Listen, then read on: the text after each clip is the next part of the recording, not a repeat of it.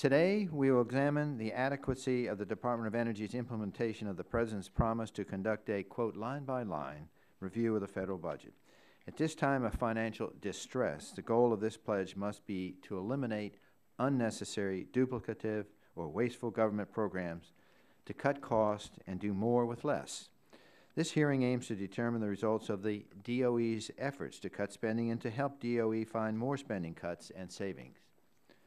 Over the past year and a half, this subcommittee has conducted a rigorous oversight of the programs administered by DOE, including those that received a boost in funding under the Recovery Act. From the Solyndra debacle and the Loan Guarantee Program to DOE's role in the selection of 1603 program, this subcommittee has been seeking transparency and accountability in DOE's Recovery Act spending. The American people feel the pain at the pump, as I'm sure many members are hearing directly from their constituents every day.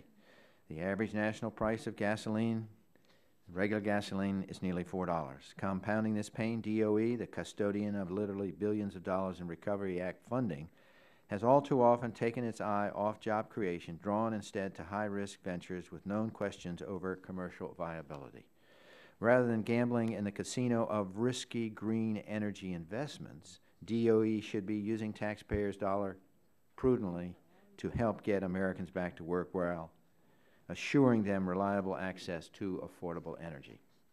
The President's fiscal year 2013 budget requests $27.2 billion for DOE, roughly $856 million increase, or 3.2% increase over the past fiscal year 2012 enacted level. To put this in context, this is up from a departmental budget of about $17 billion in the year 2000, just over a decade ago, and reflects an increase of about 60%. This, of course, does not include a $35 billion that DOE has received under the Recovery Act in recent years. DOE at present is an agency of nearly 15,000 federal employees and 100,000 contractors. Inspector General's report on management challenges from last year discusses options to achieve operational efficiency and cost savings at the DOE. While DOE has undertaken a number of new management initiatives intended to increase operational efficiencies, much more obviously needs to be done.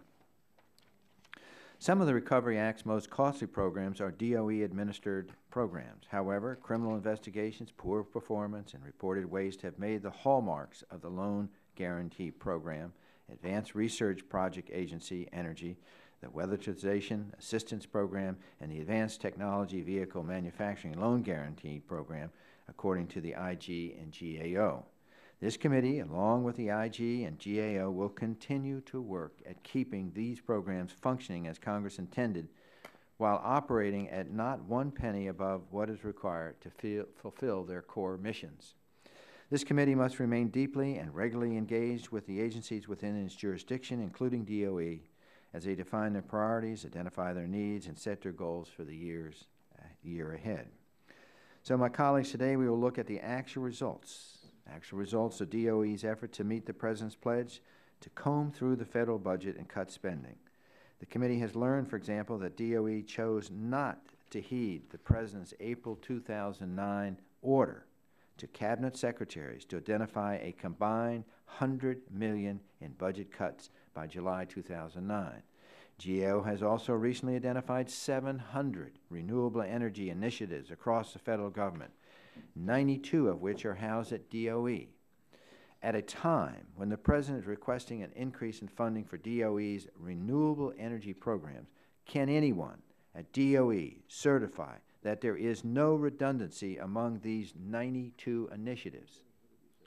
To learn more about DOE's efforts, we will take testimony today from the Director of the Office of Budget at DOE, Chris Johns, the Inspector General of DOE, Gregory Friedman, and Director of Natural Resources and Environment at GAO, Frank Rusko. These individuals and their staff have conducted rigorous oversights and audits of EPA for many years, so I welcome our witnesses this morning. This subcommittee and the committee as a whole have no more crucial task, my colleagues, than to work with agencies such as the Department of Energy to ensure that they have the tools they need to realize the aims for which they have been authorized to expend a finite set of federal resources. And with that, I recognize. Yield to Mr. Wax. I yield to Mr. Waxman for 5 minutes. Thank you, Mr. Chairman, and thank you, Mr. Gett, for allowing me to go ahead with my opening statement out of order. I welcome this hearing today. No one, Republican or Democrat, should be in favor of wasteful federal spending. If we can identify ways the department can save money without jeopardizing its mission, we all should support those changes. At the same time, we also need to recognize the Department of Energy has a vital mission in developing new clean energy technologies. Congress should be doing more to support these initiatives. Our economic future depends on building the clean energy industries of tomorrow. Unfortunately, the Republican budget that the House passed last month is stuck in a fossil fuel past. It would all but wipe out DOE's clean energy initiatives. The Democratic committee staff this morning released a supplemental memo that analyzes the impact of the Republican budget on clean energy programs, and I'd like to ask that this be made part of the record.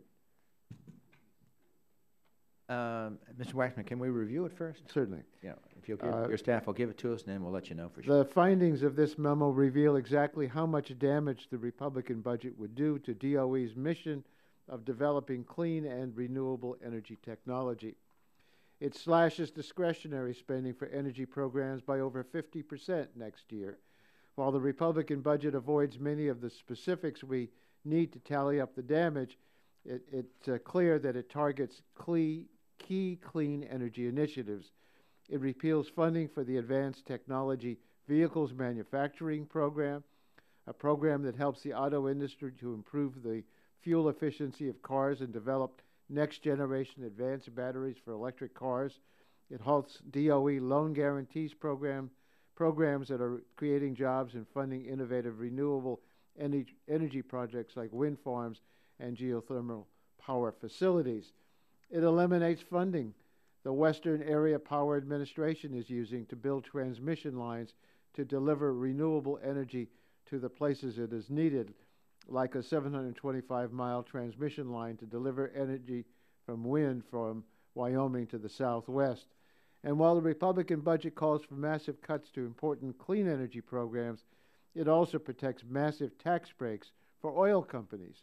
Under the Republican budget, oil companies earning record profits would receive $40 billion worth of tax breaks over the next decade. But hell, it's only money. American families are struggling. Strike that last. American families are struggling at the pump, and the Republican solution is to give oil companies earning billions of dollars more tax breaks. Think about these priorities. While the rest of the world is rushing to develop clean energy sources that protect the environment and the health of our children, we're continuing to squander taxpayer money on the oil industry. Our climate pays the price as well. There is a strong scientific consensus that climate change is real and it's happening now, but my Republican colleagues continue to ignore and deny this reality and pass a budget that would only make the problems worse. Mr. Chairman, at hearings last month, Secretary Chu made the compelling economic case for investment in renewable energy, but the Republican budget sets our country back decades in the effort to develop clean, renewable energy technologies that will create millions of jobs and power the economy of the future. The Republican vision represents a huge mistake. Our energy future can't depend on outmoded thinking or technologies. I want to yield back the balance of my time. I hope at the appropriate time, after the Republican staff has had a chance to review our request, that you will make our request for the record into effect. For sure. Gentleman yields back the balance of his time, and I recognize the gentleman from Texas, Chairman Emeritus, Mr. Barton. Thank you, Mr. Chairman. Before I give my For prepared... 4 minutes. Okay, okay, and then I'll give a minute to Ms. Blackburn, is that right? Yeah. Before I give my brief statement on this issue, I want to comment on Chairman Waxman's statement. In spite of all our faults with our energy policy, you know, gasoline prices, $4 a gallon, are way too high, but they're less than half what they are in Europe. They're a lot less than they are in Japan. Natural gas prices at the wellhead are below $2 an MCF. That's lower than they were under the 1978 Natural Gas Policy Act that Mr. Waxman and Mr. Dingell helped pass that regulated wellhead prices. We have the most free market-based, private incentivized energy sector in the world, and because of that, our energy prices are the most competitive in the world. So in spite of all our faults, we must be doing something right in this country, and if the Obama administration would get out of the way and allow the private sector to operate on federal lands in an environmentally friendly way, we'd do even better. But today we're here, Mr. Chairman, to look at the Department of Energy's budget. This is a recurring hearing. It needs to be done. Way back in 1981 and 82, I was a White House fellow at the Department of Energy, and I can't remember exactly if it was in December or January, December of 81 or January of 82, but Dave Stockman was the director of the Office of Management and Budget, and Ronald Reagan was president, and the Department of Energy had sent its proposed budget over to OMB for review, and OMB had sent it back and said that more needed to be cut. Now, this is when the whole federal budget was less than $100 billion, or less than $1 trillion, excuse me, less than $1 trillion. And I don't remember what Department of Energy's budget was then, but I'm going to say $3 or $4 billion. In any event, the Secretary of Energy, James B. Edwards, had a meeting with all of his assistant secretaries, and he went around the room and he asked each one of them, you know, we have to cut. Can you cut some money? And this is the Reagan cabinet. Not one assistant secretary, Mr. Chairman, said they could cut a penny. Not one. Not one. Now, I was a White House fellow, and I was sitting in the back, and the secretary turned to me, and he said, well, maybe my White House fellow can find some savings. And being bright-eyed and bushy-tailed and not knowing the difference, I said, well, I think I can. I think I can. And I'll continue that story at the next hearing. I'm not going to tell you what I did, but in any event, today we're here at the same thing. Today, the Department of Energy's budget is much larger than it was way back then. They've got $35 billion in stimulus. They're going to receive another $27 billion next year in stimulus funding. They have a renewable energy program that's in shambles. We all know about Solyndra. They have a 1705 loan guarantee programs that almost every company that they've given money to is on the watch list. They've got a $10 billion 1603 program for green energy jobs. It just goes on. And yet, as you just pointed out in your opening statement, Mr. Chairman, they have not been responsive to efforts to cut their budget. Hopefully we can encourage them today and find ways across the aisle, on both sides of the aisle, to help save some money in the Department of Energy's budget. With that, I want to yield the balance of my time to Mrs. Blackburn of Tennessee. I thank the gentleman from Texas for yielding. We welcome all of you here, and I think many of us are looking for ways to make certain that the taxpayer dollar is well tended and that they feel like they are getting some value from the federal government. All too many people do not think that way now. Your budget has increased $10 billion over the past 10 years, and this is a lot of money. The President's addendum to the budget with cuts, consolidations, and savings calls for $467 million in cuts and $249 million in savings from DOE. So I've introduced a bill, the Consolidate Heavy-Handed and Outdated Program Act. We call it the CHOP Act. We're doing this because there are problems with loans. We do feel like the EPA and DOE could be combined into one department called the Department of Energy and Environment. And we think that there's misplaced priorities and misguided activity at DOE and EPA. Our goal is to help save some of this money and to help get this department on the right track. Priorities are reflected in your budget. They're reflected in your time management. It is no secret that we all have concerns, and we have those concerns based on what we see as wanting what is best for our nation. Yield back. Lady yields back. We recognize a ranking member from Colorado, Mr. Gett, for 5 minutes. Thank you very much, Mr. Chairman. This is the third detailed budget hearing we've had on the DOE budget and spending decisions this Congress, and I hope it's productive because I'm just as interested in wiping out waste and mismanagement at DOE or any agency as anybody else on this committee. So I just want to say one thing as this hearing starts. It's important to maintain a sense of perspective because DOE does have some good news. DOE's Recovery Act Clean Energy Initiatives funded over 20,000 projects nationwide through tax cuts or cash assistance for clean energy manufacturing and production. And with Recovery Act funding, DOE reduced the nation's nuclear waste footprint by 69%, or 641 square miles. The weatherization program helped more than 650,000 low-income families improve their homes' energy efficiency and save money over energy bills. And the DOE Loan Guarantee Program supported over 60,000 jobs, and the Recovery Act supported thousands more, helping most of America get through this bad recession. And also, contrary to what Ms. Blackburn said, during the Bush administration, the core DOE budget increased by 16%. During the Obama administration, from fiscal year 2009 to 2012, the core DOE budget, not including these stimulus funds I just talked about, decreased by 22.18%. So it's important to put that into perspective. But this is not to say there isn't room for improvement at DOE or that some DOE programs don't need further examination. The GAO and the Inspector General, as we will hear, have looked carefully at the DOE Recovery Act programs, and they found some areas where management and monitoring needs to improve.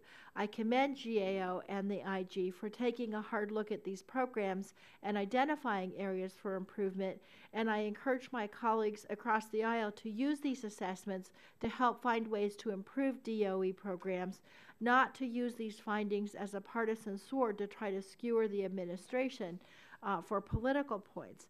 And it's important to note that, as this committee well knows, the GAO has had long-standing concerns about DOE's financial management. DOE's environmental management program has been a part of GAO's high-risk series since 1990. And so while the Obama administration has made improvements, they've made the agency more transparent and increased accountability, but DOE's problems go back decades, and so we can't fix it all in 3 years. We need to continue to try to fix it. We also need to look at where DOE is going, not just where they've been. The GAO and the DOE Inspector General will tell us that DOE has responded to these concerns raised in their investigations and audits, learned from its mistakes, and made improvements as they continued to spend Recovery Act funds to improve the economy and provide new incentives for the development and deployment of clean and renewable energy. And so I'm looking forward to hearing from DOE how they have responded to the concerns raised by these auditors. Now, instead of somehow trying to tie higher gas prices to the DOE budget, I think what we should do on both sides of the aisle is to discuss long-term solutions to gas prices and the threat of climate change. As gas prices continue to rise, we need to think of ways to creatively reduce our dependence on foreign oil. So to do that, we can't just say, okay, let's have market-based solutions. We have to come up with a comprehensive, multi-pronged, long-term approach using all energy sources to ensure that we're energy efficient and energy independent. Other nations are already doing this, and we can't be left behind. We should be at the front of a renewable energy revolution that uses traditional fuels to transition. And so I hope we can have all of these conversations as we go forward, Mr. Chairman. I know Ms. Christensen has some things she wants to say, and so at this time I'll yield a minute or the balance of my time to Ms. Christensen.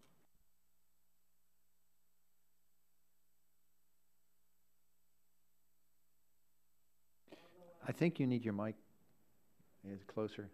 Thank you. Although I must say that this does feel like deja vu all over again, this being at least the third meeting, as Congresswoman DeGette said, in a series relating to line-by-line budget review of this agency. and it's really unclear what we're trying to accomplish here. The alleged intent is to identify wasteful, duplicative, and excessive spending, in addition to assisting DOE to identify and prioritize further targets for cuts. Instead, however, it reflects the disappointing state of this Congress as once again we're ignoring the true concerns of the American people by failing to act on the most critical bread and butter issue of our times, jobs and the economy. The course that we are now on will in no way create the jobs necessary to help our unemployed, will not strengthen our environmental protections, reduce the cost of gasoline, or safeguard the health of our constituents. Further cuts will not take us one step closer to clean air or clean water or a lower unemployment rate. It is still my hope, though, that we can somehow turn these hearings into constructive dialogues about the true costs and benefits of public investment in DOE operations. And that does also, of course, include critically analyzing areas where DOE can further President Obama's directive to be even more vigorous in efforts to find savings by performing in an even more efficient and cost-effective manner, as I'm sure you will hear from the DOE employees here. Your time Thank you. Right. And thank you for the opportunity to have a brief opening statement. As you know, I'm speaking now to our witnesses. The testimony that you're about to give is subject to Title 18, Section 1001 of the United States Code. When holding an investigative hearing, this committee has a practice of taking testimony under oath. Now, do you have any objection to testifying under oath? No. The chair then advises you that under the rules of the House and the rules of the committee, you are entitled to be advised by counsel. Do you desire to be advised by counsel during your testimony today? If not, if you please rise and raise your right hand, I will swear you in. Do you swear the testimony that you're about to give is the whole truth and nothing but the truth, so help you God? Thank you. And now you may give your 5-minute summary of your written statement. And Mr. Roscoe, we'll start with you. Thank you. Chairman Stearns, Ranking Member DeGette, and members of the subcommittee. I'm pleased to be here today to discuss budget trends at the Department of Energy as well as observations from GAO's recent reports on selected DOE programs and activities. Recent years have seen significant growth in funding for DOE, particularly in programs that received funding from the 2009 American Recovery and Reinvestment Act. GAO has reported on such DOE programs in response to congressional mandates and requests from members of Congress. My testimony today provides details about the budget trends and aspects of the performance of key DOE programs and activities. In the remainder of my oral remarks, I will highlight 3 such programs. The first is the Advanced Research Projects Agency Energy, or ARPA-E. ARPA-E was created by Congress in the America Competes Act of 2007, but did not receive appropriations until 2009 when it received $0.4 billion of Recovery Act funding. Subsequently, the program has received appropriations in 2011 and 2012. GAO reported on this program in February 2012 and found that the program was generally following its mandate to fund projects with high-risk, high-reward profiles and that the private sector would be unlikely to fund on its own. We also found that the program could do more to identify and verify information on applicants' prior private funding and recommended that ARPA-E provide additional reporting guidance to applicants and also require applicants to provide letters from investors explaining why these projects could not have been funded by private investors. ARPA-E agreed with GAO's recommendations and has begun to implement them. Secondly, DOE's Weatherization Assistance Program is a long-standing program that has generally operated on a budget in the neighborhood of $225 million per year, the vast majority of which is distributed to states and other recipients to help low-income families reduce their energy bills by making long-term energy efficiency improvements to their homes. This program received a $5 billion infusion from the Recovery Act and initially experienced difficulties in scaling up its distribution of money to recipients. For example, we reported in 2010 that states and other recipients of weatherization funds had encountered difficulties in understanding and meeting program requirements. These problems delayed the distribution of money for the first several quarters of 2009. GAO recommended that DOE, among other things, clarify its production targets and funding deadlines and generally improve its communication with recipients. DOE took some steps to improve the clarity of its guidance and communication and despite the slow start, we reported in December 2011 that the states and other recipients had access to most of the Recovery Act funds for weatherization and were on target to exceed weatherization goals. However, some recipients were unable to meet the original spending deadline set by DOE of March 31st, 2012. And DOE has recently announced that it will allow recipients the opportunity to modify the original deadline to gain additional time to spend the Recovery Act money. Lastly, DOE's Loan Guarantee Program was created under the Energy Policy Act of 2005 to provide loan guarantees to innovative energy technologies that, among other things, reduce greenhouse gas emissions. As initially established, the long-term expected cost of the loan guarantees was required to be paid for by loan recipients. The program issued its first solicitation for loan guarantee applications and several more solicitations starting in 2006. However, it did not close its first loan until September 2009.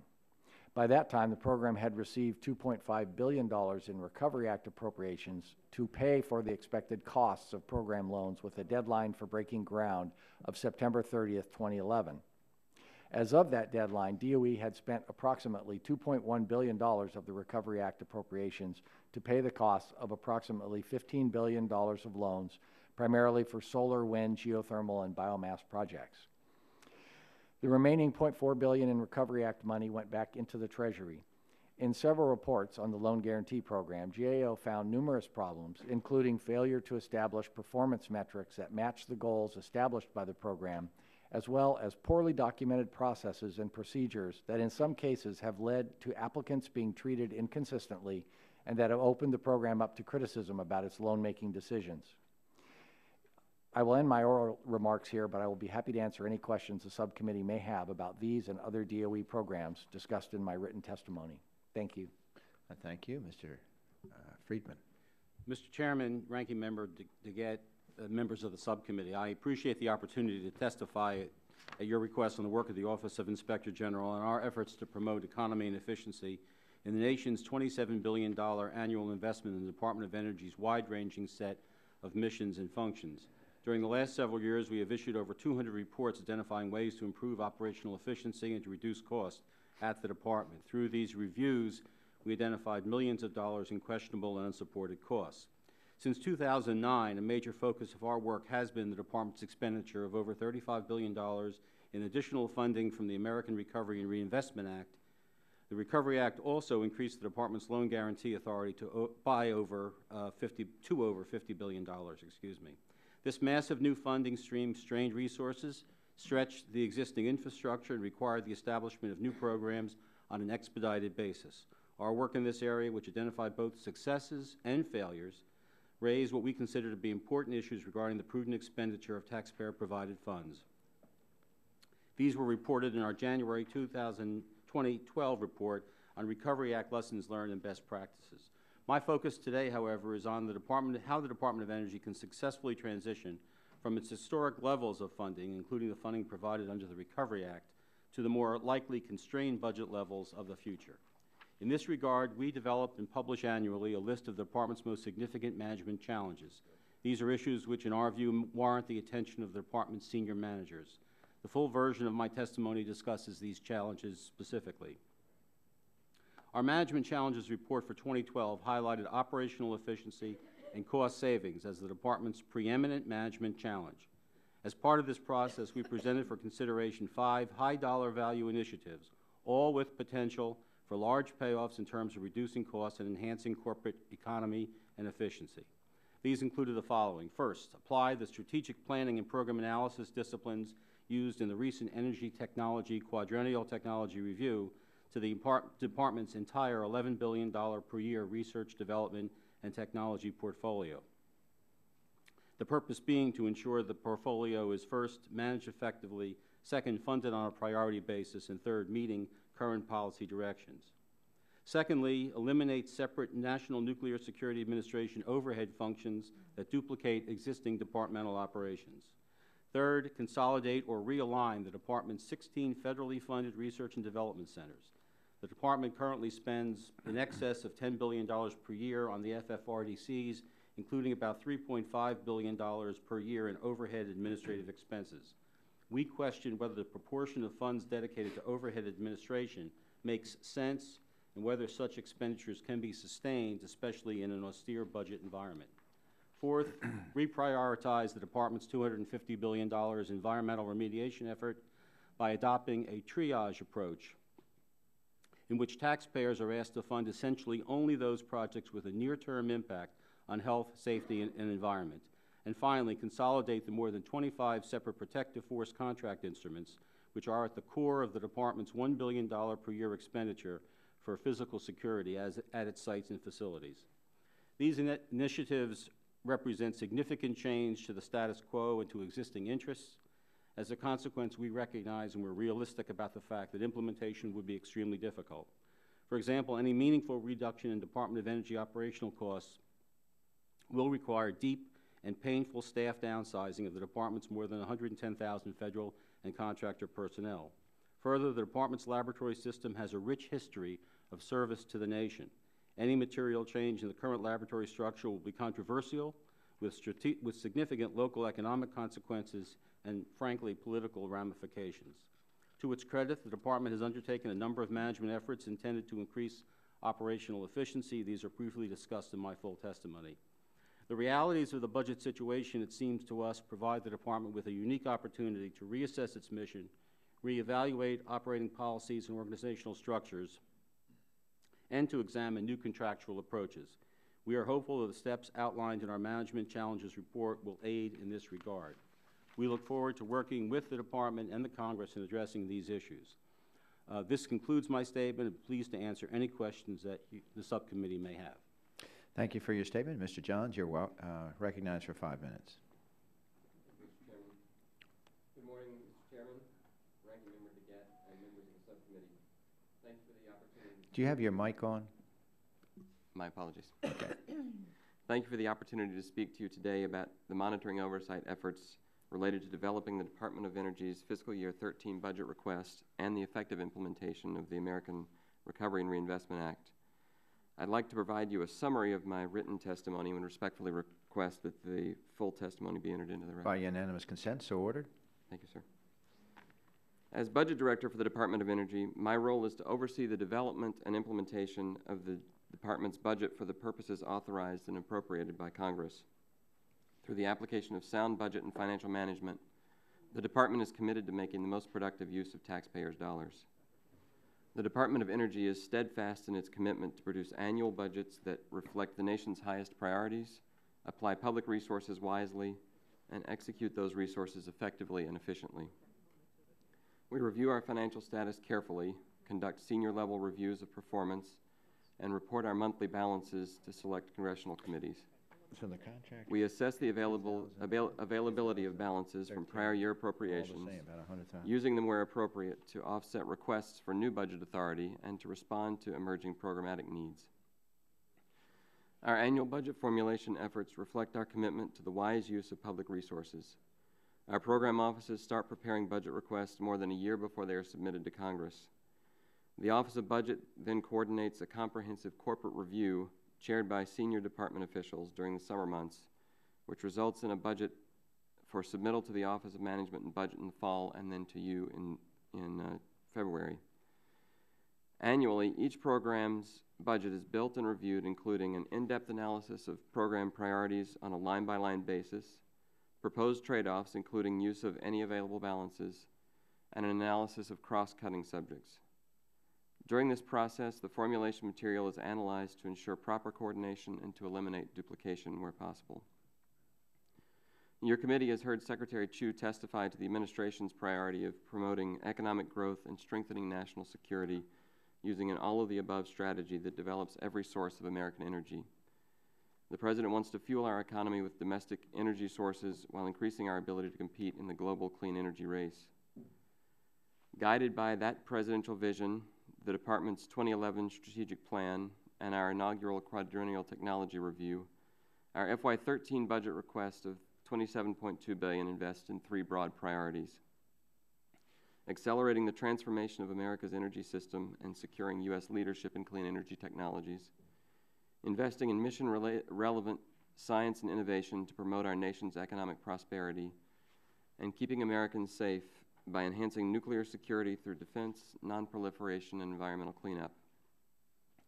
We can achieve these priorities through a continuing commitment to fiscal responsibility and management excellence. On Recovery Act, our Recovery Act investments, as passed by Congress in February 2009, are putting Americans back to work, making our homes and businesses more energy efficient, increasing the use of clean and renewable electricity, cutting our dependence on oil, and modernizing the electric grid. As these clean energy projects continue over the coming months, we will continue to see jobs added in local communities, further fueling our economic recovery. The Department of Energy received $35.7 billion in Recovery Act funding. Included in this amount were $33.2 billion in contracts, grants, reimbursable work, and borrowing authority, and $2.5 billion in 1705 credit subsidy. Oversight of the Recovery Act has been a top priority for the Department. Even before the Recovery Act was passed, the Department took steps to anticipate agency demands for the management and oversight of proposed funding. We created a tiered implementation plan from the Department to individual programs, defining projected results and specific timelines. DOD uses these plans to measure our own performance and to trigger corrective actions if a project is found to be diverting from this plan. As we established the Recovery Act procedures, the Department, with the help of the Inspector General, anticipated the need for heightened oversight. The Inspector General conducted a number of preventative audits up front, documenting issues they identified over the last decade in any program receiving funds under the Recovery Act.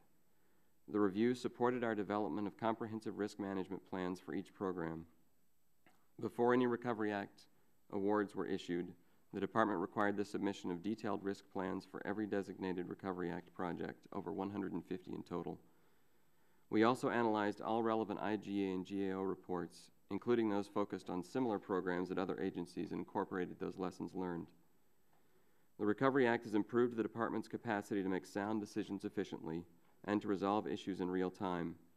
Most importantly, the increased emphasis on transparency and accountability will improve the oversight of programmatic funding into the future.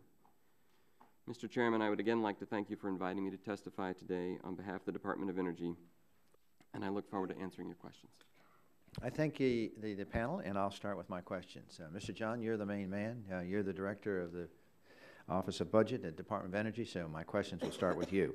So I understand it, in the year 2000, the budget of the DOE was roughly $17 billion. Is that true? Yes, sir. And the budget for 2013 is roughly $27.2 billion. Is that correct? Yes, sir. And it increased over last year by 3.2%, roughly? Yes, sir. But that amount does not include the $35.7 billion in DOE has received from the 2009 Recovery Act. Is that correct? Correct. Now, as I go back and look at the number of employees you had in 2000, you had roughly 15,007 at the Department of Energy. Is that correct? In the year 2000? I don't know that particular number. And in the year 2011, you had roughly 14,600. Is that approximately correct? Yes, sir. And the number of contractors during this period has stayed the same? Is that roughly inaccurate? That's my understanding. Okay, which is about 100,000. Is that correct? Yes. So you had a $10 billion increase over this period of time. It's roughly 5% every year. Incidentally, during that, it's 5% increase every year from 2008, 9, and 10, when we had the critical recession. Did the Department of Energy increase their budget every year? Yes or no? I assume they did. It was relatively flat. Like 3 or 4%?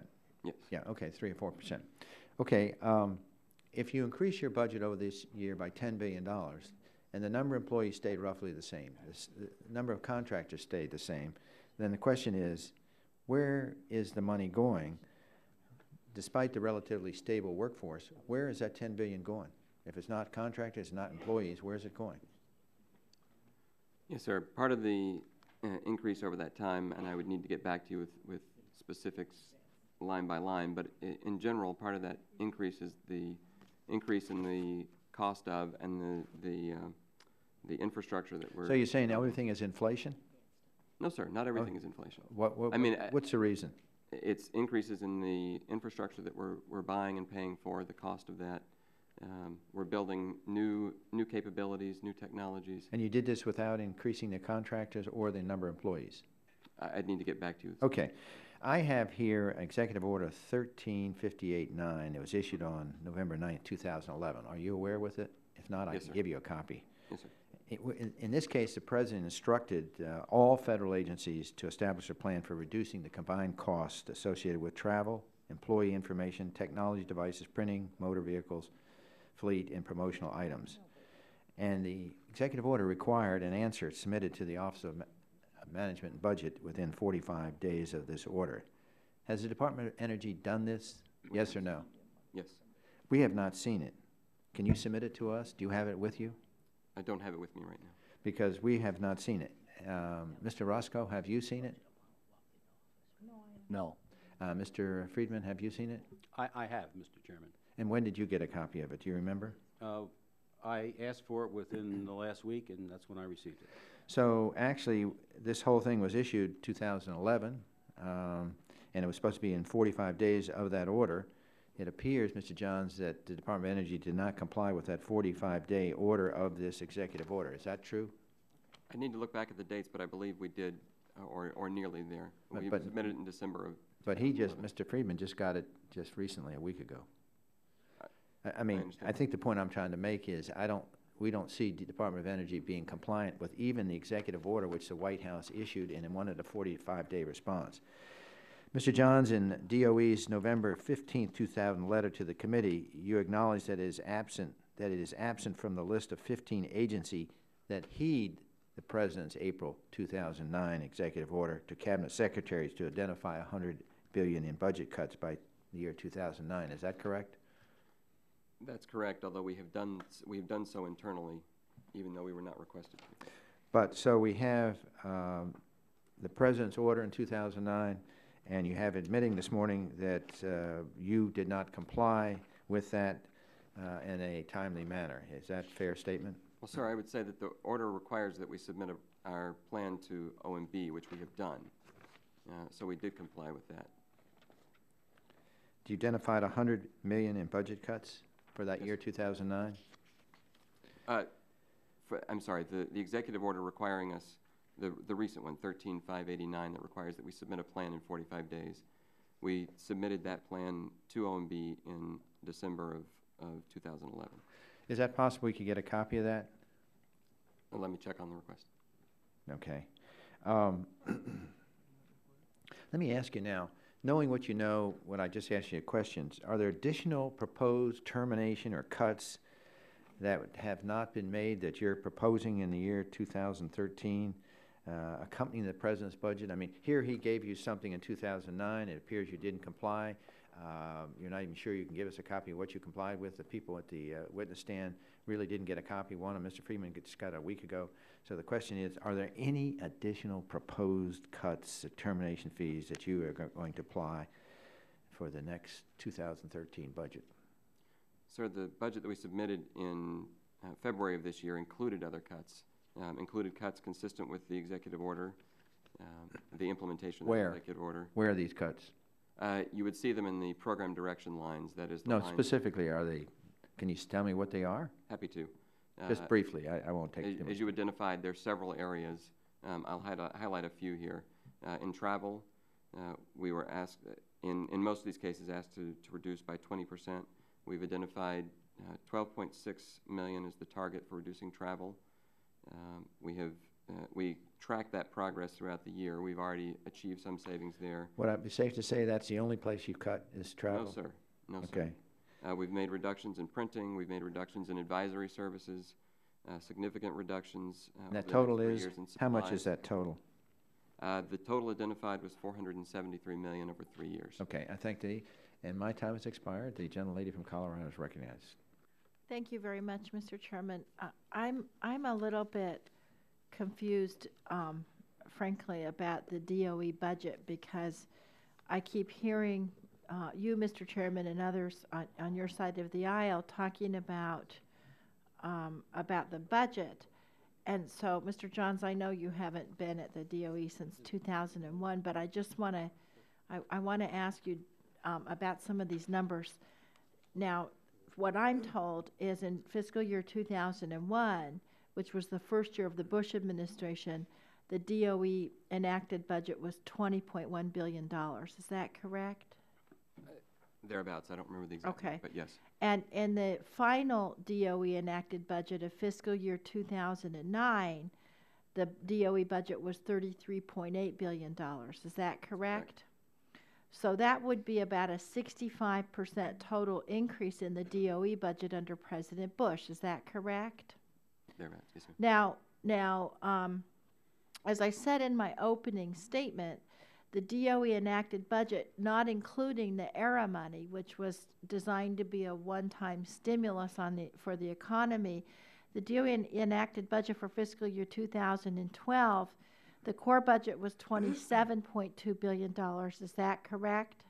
For 2012? Yeah.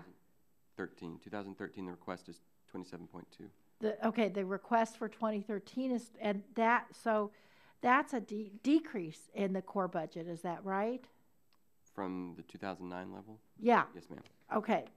So under the Bush administration, the DOE budget, not including the ERA money, which came in 2009, it increased 65%, and the DOE budget under President Obama is decreasing around 20%. Is my math correct? Yes, ma'am. Okay. Yes. Go. You wanted to add something? I was just going to say that part of the increase in the 2009 budget is a one-time ATVM credit subsidy. But exactly. Yes, in general, that's of about $7.5 billion, exactly. Right? Okay. So now you had talked to the chairman about some of the places that you're cutting, and I just wanted to ask you about some of the other places that you're cutting. In the 2013 budget request, you're proposing eliminating $4 billion in fossil fuel subsidies, right? Yes, ma'am.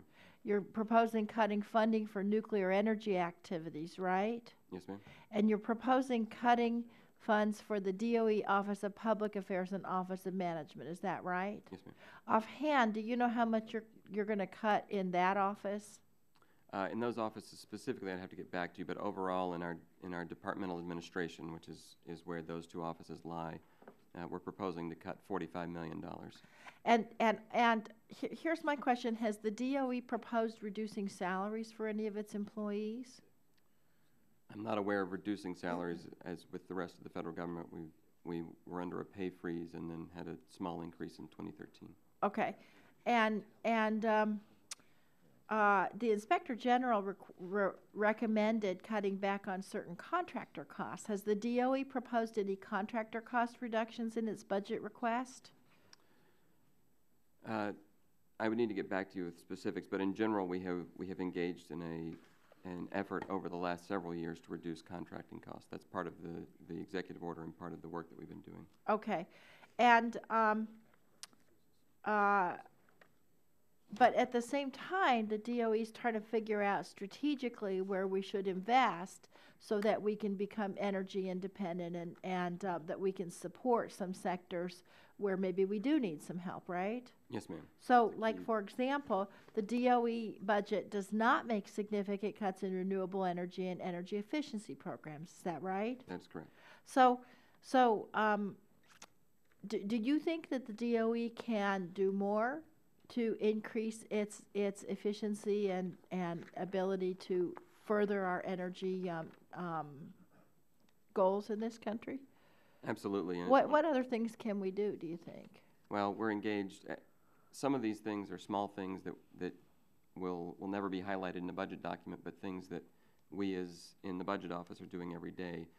Other things are efforts engaged in by the programs to reduce, as you suggested, contracting costs, to be more efficient about the work that we do. So we're engaging in those kinds of efforts every day. Mr. Friedman, one thing you talked about was on some of the ERA money, the DOE really struggled to ramp up so that they could spend that money efficiently. Do you think that they have now been able to disperse those monies efficiently, and are they going to be able to scale down? And if not, what can they do to improve that? Well, Mr. Gett, the last time I looked at the numbers, which was in the last 10 days or so, virtually all of the $35 billion has been obligated, and only 2/3 of it has been spent. So there's still 1/3 of the ARA money which has not been spent. And we view that as the most important benchmark in terms of spending stimulus funding. We have a disagreement with the department on that analysis. So we think that, but a lot of the impediments that originally existed, after all, it's been 3 years since the passage of the Act, a lot of the impediments have been worked through, and we think they're prepared to spend more efficiently. And you think they should just get that money, but you don't want them just to throw the money out there. You want them to spend it in an efficient way, right? It's a Venn diagram. Exactly. Spend it quickly, spend it well. Right. Put them together. Perfect. Thank you very much, Mr. Chairman. The gentleman from Texas recognized for 5 minutes. Thank you, Mr. Chairman. Mr. Johns, are you a political appointee or civil service? I'm a civil servant, sir. Civil servant. Do you have any control over rejecting or approving spending, or is your role merely coordinative and advisory? It's coordinating and advising. I'm providing recommendations to the senior leadership. Okay, so on budget if you see something that you don't think needs to be spent, you can't deauthorize the voucher or refuse to sign it. You could just send a note to the secretary or the assistant secretary and express your concerns. Is that correct? In the end, that's correct, sir. Okay. I notice you have it looks like an iPad. Yes, sir. Is it hooked up to the internet? It is, in general, it's not at the moment. Okay, then why is it there? Why is it there? Yeah. Because I have my testimony on this. So it's not, I wanted to ask you some questions and have you real time look it up instead of I'll get back to you. So I was hoping it was wired into the internet. And If you want me to, I'll look it up. I've got my iPad here. I bet he has the codes quick. And not that you don't, Diane, but I have a feeling it would take you and I a long time just to get the DOE website. Well, my first question is, do you know how much DOE spent on travel last year? I could do the math for you. I don't have the number off the top of my head. Do either of my other two witnesses know that number? Okay, I don't know the answer, Mr. Barton, but what's really interesting is that the amount of money spent by the federal employees is a paltry amount compared to the amount of money spent by the facility management contractors of the department. And that's where the big bucks obviously are. Do you want to put numbers on those? When you say paltry, that's a pretty general term. I have not looked at the number. My understanding is it's in the $60 million a year range. 60 million for the contractors? No, 60 million for the feds. Oh, that's paltry. Compared to the contractor. God help us. Let me be clear about that. Okay, if 60 million is paltry, you're saying the contractors spend several hundred million on travel? I don't have that analysis. I would suspect several hundred million is an understatement. Can you get it? I cannot get it easily, no. You Mr. cannot Johns get perhaps it. can, I cannot. Mr. Johns can get it. Yes. Will you get it and provide it to the members of the committee on both sides of the aisle? Yes, sir. Okay.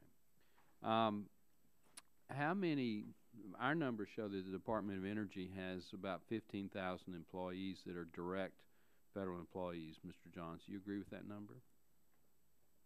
I'm sorry, could you repeat that? 15,000 federal employees that Yes, are sir. direct employees of the Department of Energy. Is that a generally good number? That's approximately right. It's a little bit less, but yes, sir.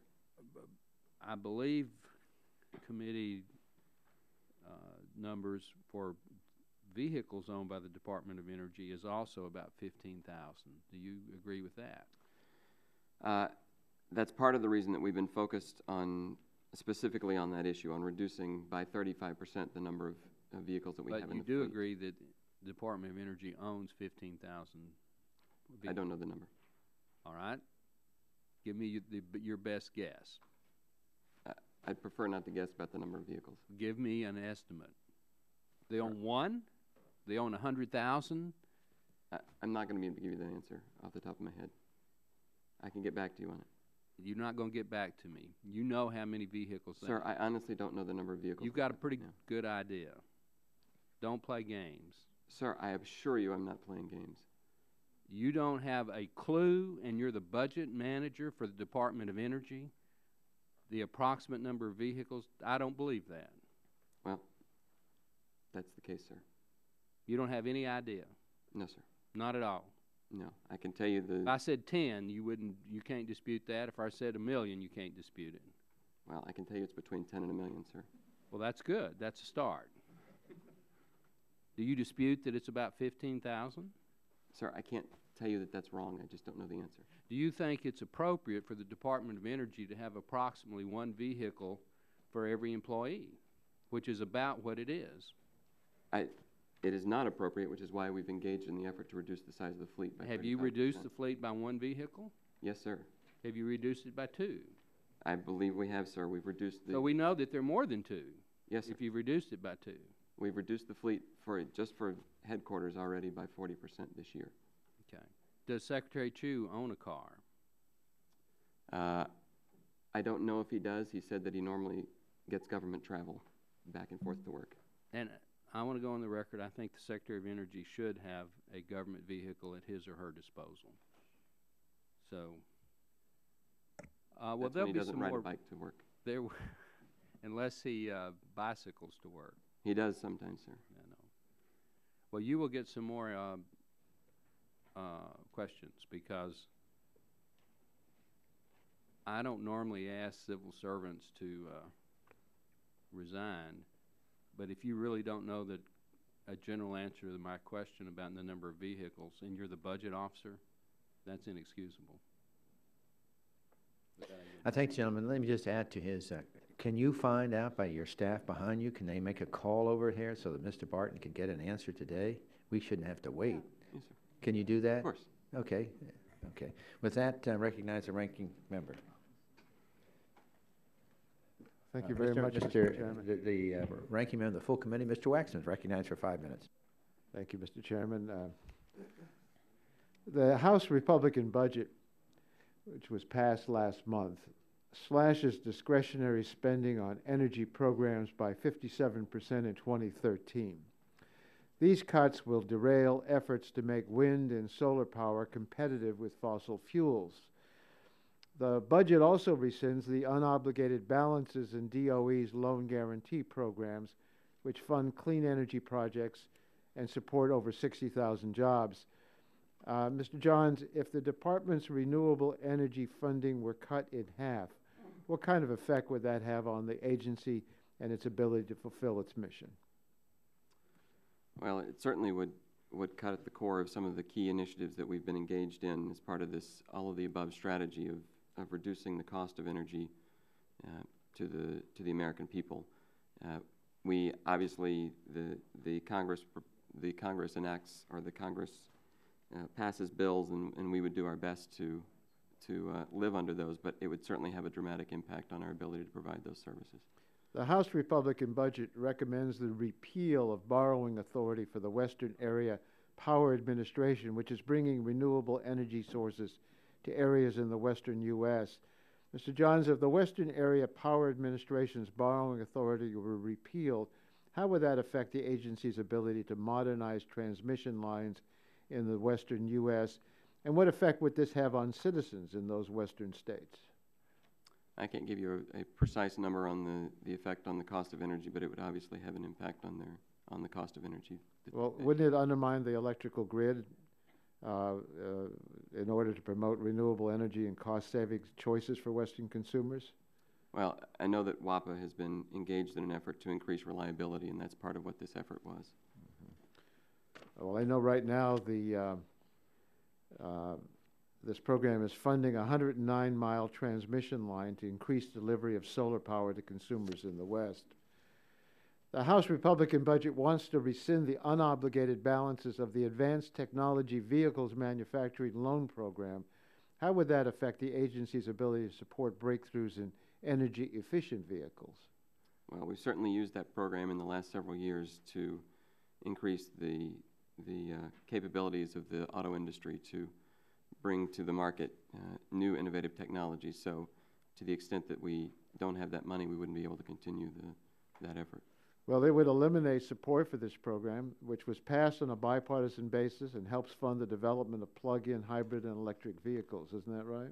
Yes, sir. And people complain about high gas prices. If we don't do things like this, we're relying on oil. And the more we're relying on oil, the more we're stuck with the world oil prices, which drive gasoline prices up. We shouldn't let these important programs be cut. The House Republican budget would slash our investments in innovative clean energy technologies Even worse, the Republican budget doesn't just slash beneficial programs that support renewable energy. It continues to spend almost $40 billion in the next decade in tax subsidies for big oil. If we cut these programs that are funding breakthroughs in wind and solar production and electric vehicles and the electrical grid, we undermine the competitiveness of our country and harm our national security. We need to look to new technologies to power our economy, not to dig our heels in with old technologies and old ways. The U.S. is in a global race to develop new renewable energy technologies that will power the economies of the future. I'm confident that American companies can win this race, but we need to make sure they have the tools they need.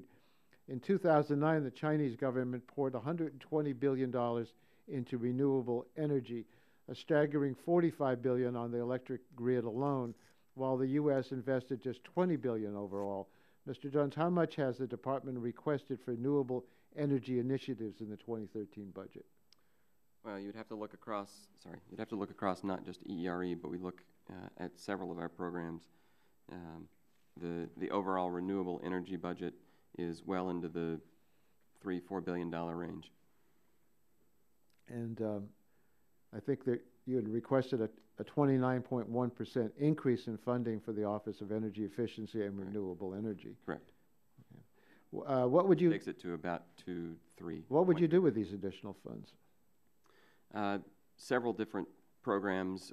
One I would particularly want to highlight is the Advanced Manufacturing Initiative, which is designed to increase our ability to compete in the world market, to bring some of the technologies that we're developing here, both at our labs and then in the private sector, and get them commercially ready. So that's one that receives particular increases in this budget. Well, my time has run out. I want to commend you on your answers to these questions. You seem to know about the job you're required to do. I came in a little late, but it sounded like you didn't know enough about Secretary Chu's driving and whether he drives his own car enough or rides a bicycle, which you said he does occasionally. I don't expect you to know that or any of things off the top of your head, but you can get us the information on any of the questions we've asked you, and I think that is the kind of job that we should expect and commend you for.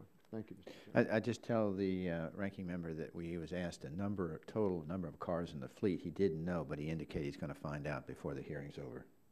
Yeah. And with that, the gentleman from Louisiana, Mr. Scalise, is recognized for 5 minutes. Thank you, Mr. Chairman. Appreciate the opportunity to have the hearing for the panelists to talk about the budget as we're going through. Is your microphone on? It's hello. Yeah. Okay.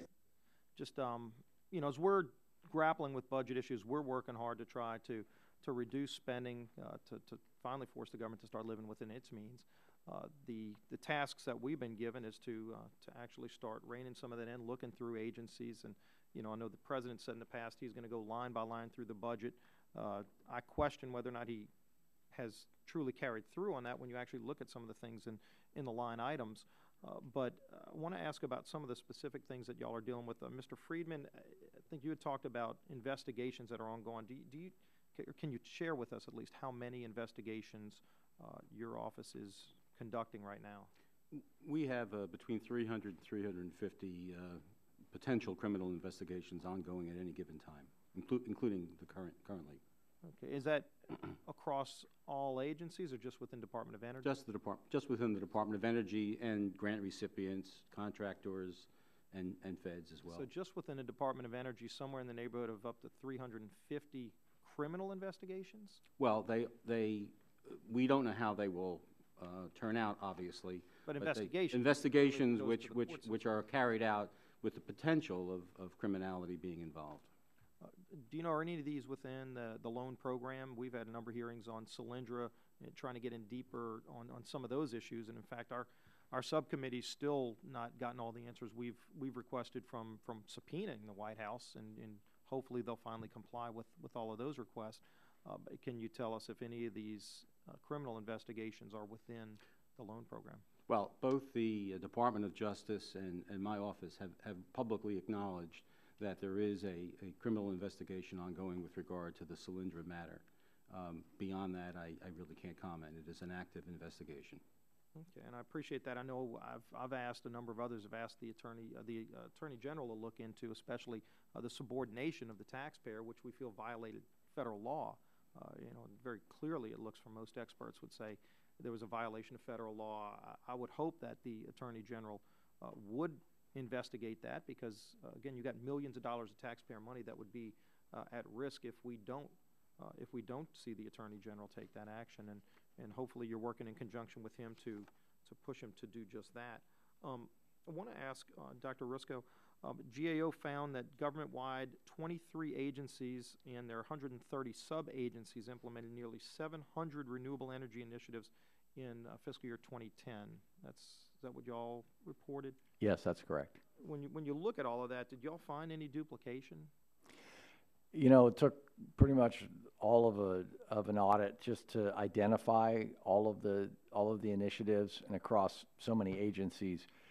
We have efforts underway now to drill down in solar energy, wind energy, and battery storage, and we're trying to get a handle on a little bit more detail about where those programs and initiatives may overlap, and where there may be some potential duplication, with the hope that that could eventually be eliminated. Because it seems like with all of the money that was spent, and just in the stimulus, there was about $35 billion spent, in many cases on green energy, where the president was just trying to just have photo opportunities to show some victories, and it seemed like a whole lot of money was rushed out the door with very little oversight. We saw billions at the very end of the loan program just pushed out on the final days without the proper due diligence, and many reports have said there was not the proper due diligence, not to mention now with all these overlapping, where you could clearly save millions, possibly higher than millions of dollars.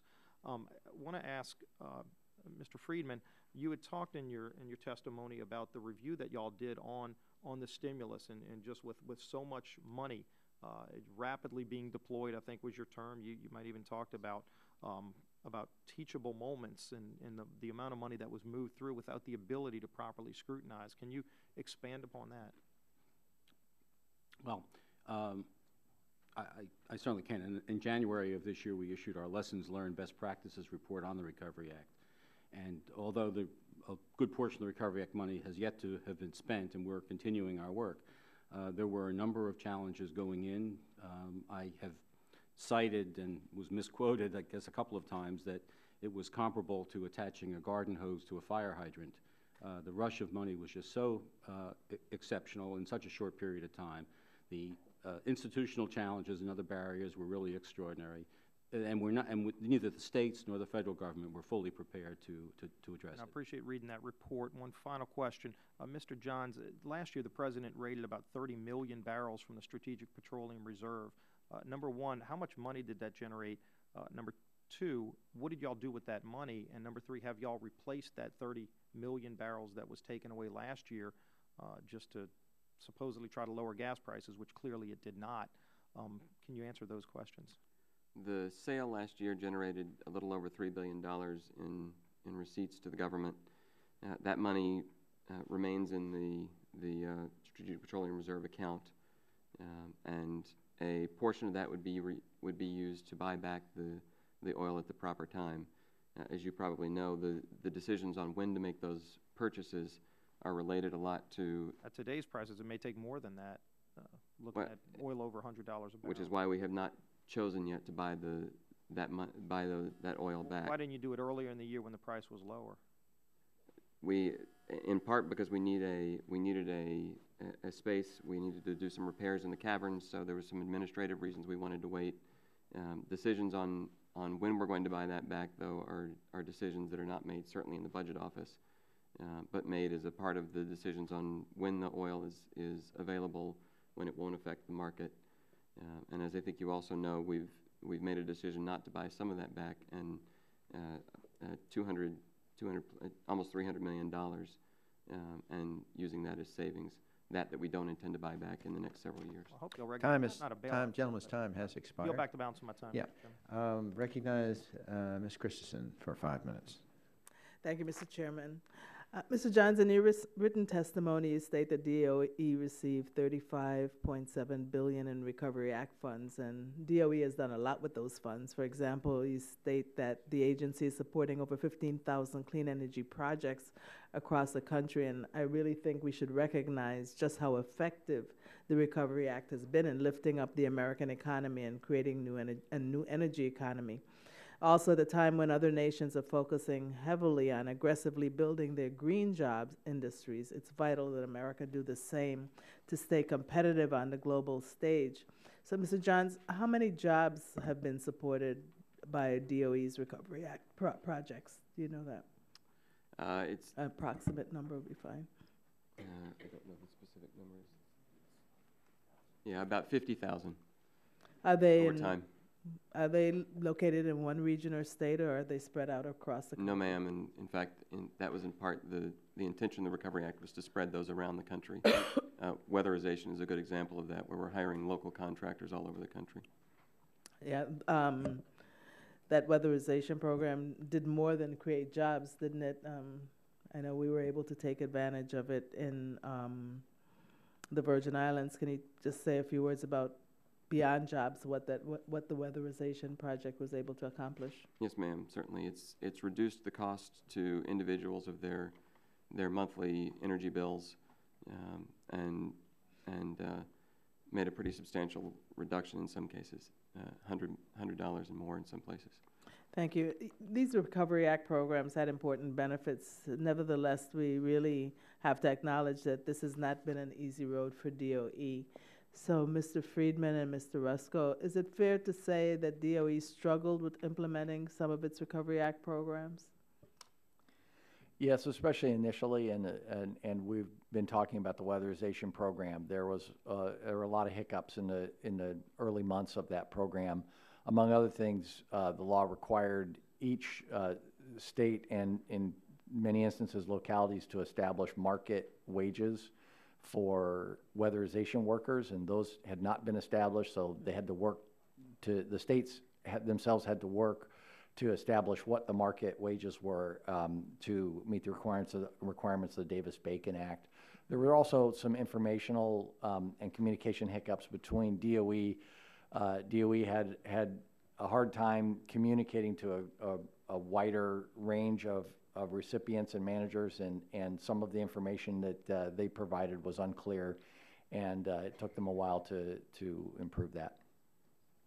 Okay, thank you. And Mr. Friedman, I think you pretty much answered that question before with the hose and the fire hydrant analogy. You wanted to add? I think that'll do it. Okay, thank you. Congresswoman, if I could make one quick point on Sure. this. The kinds of things that they're identifying here were designed from the beginning. We very much solicited and want this kind of feedback so that we can improve the execution of these projects over time and take them into account as we look at the new budgets. And so that kind of is my next comment and question, because I commend both GAO and the Inspector General for their work the agencies have done in identifying the problems and providing recommendations to improve DOE program management. But I'd like to ask both Mr. Orozco and Friedman, do you feel that DOE has responded well? Have they acted on your recommendations, and has the program management improved as DOE developed more experience, in your opinion, as well? By and large, DOE has agreed with most of our recommendations and taken steps to implement them. They've completed implementing quite a number of, especially the ones related to the Recovery Act.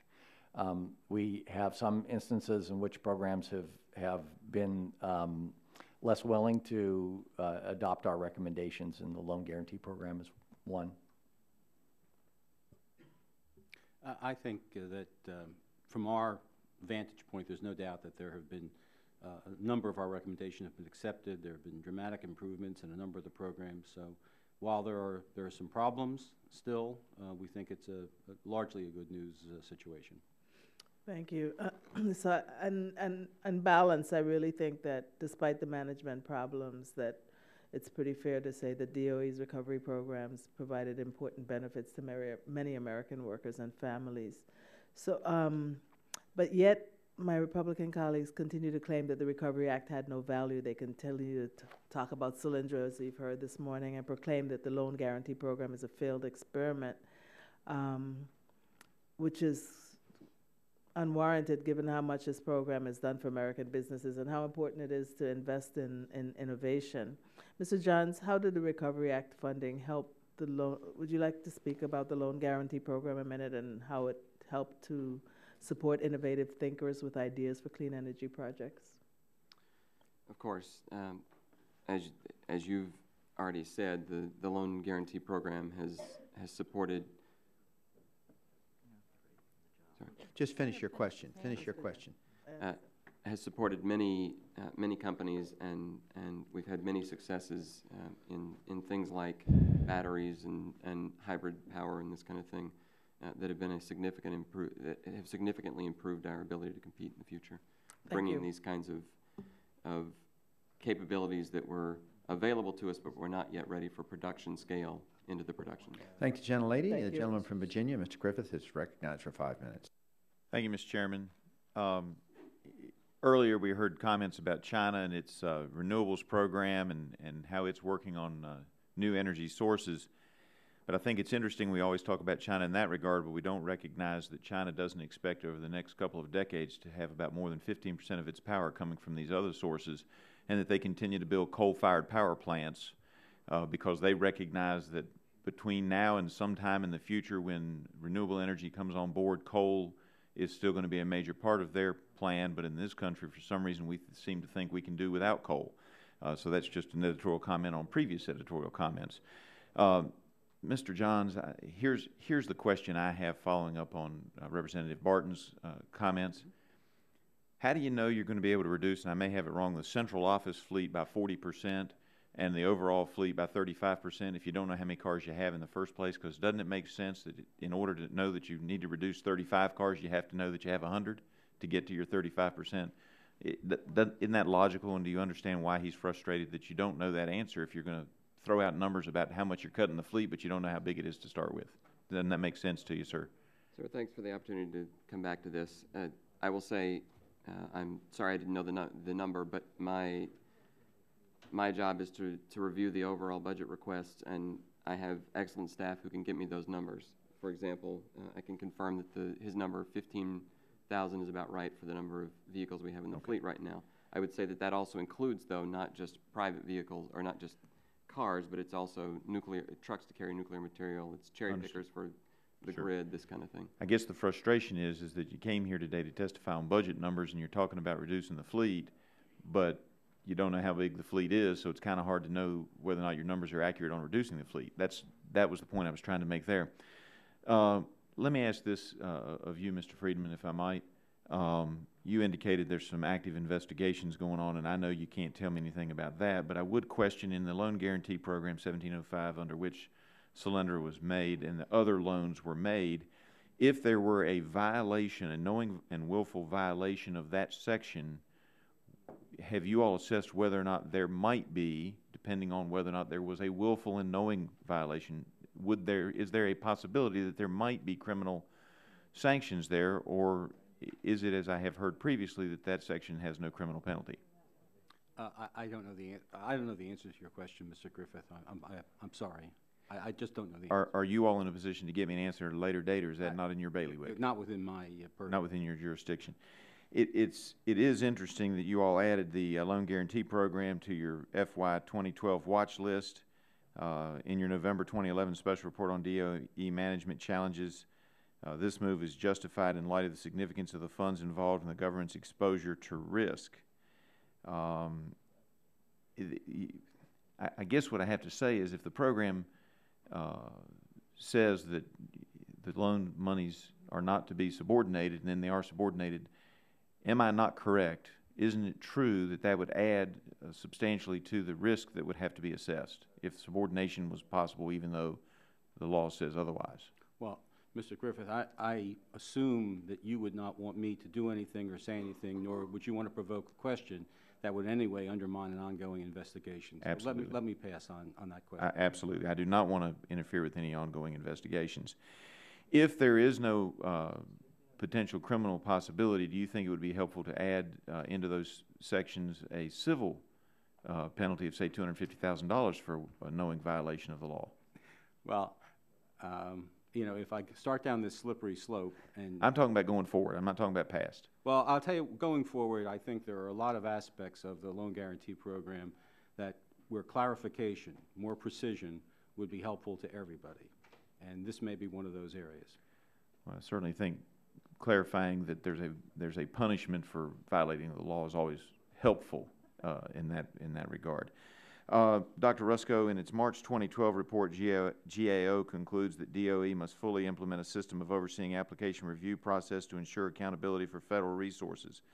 Among other things, GAO found that DOE does not have a consolidated system for documenting and tracking its progress in reviewing applications fully implemented at this time. This is obviously a cause for concern. How did the DOE respond to your recommendation that they commit to a timetable to fully implement a consolidated system?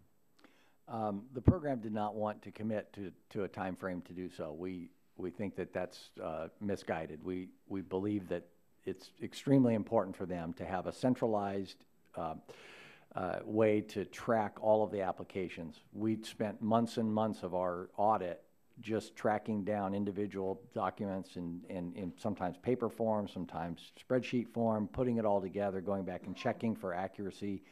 And in the end, we found some problems. It would be hard for the program itself to do appropriate oversight if they don't have these management data, and we found it to be problematic for our own oversight. And will continue to be problematic if not fixed, am I correct? That's our belief, yes. Mr. Chairman, I yield back. Thank you, gentlemen. And the gentlelady from Florida, Ms. Castor, is recognized for 5 minutes. Well, thank you, Mr. Chairman, very much, and thank you, gentlemen, for being here today. I'd also like to talk about the Department of Energy's weatherization program, because I believe it's been one of the most effective, energy-efficient initiatives run or overseen by the federal government, because it's a partnership with local communities. And I've seen it firsthand in my district in the Tampa Bay area.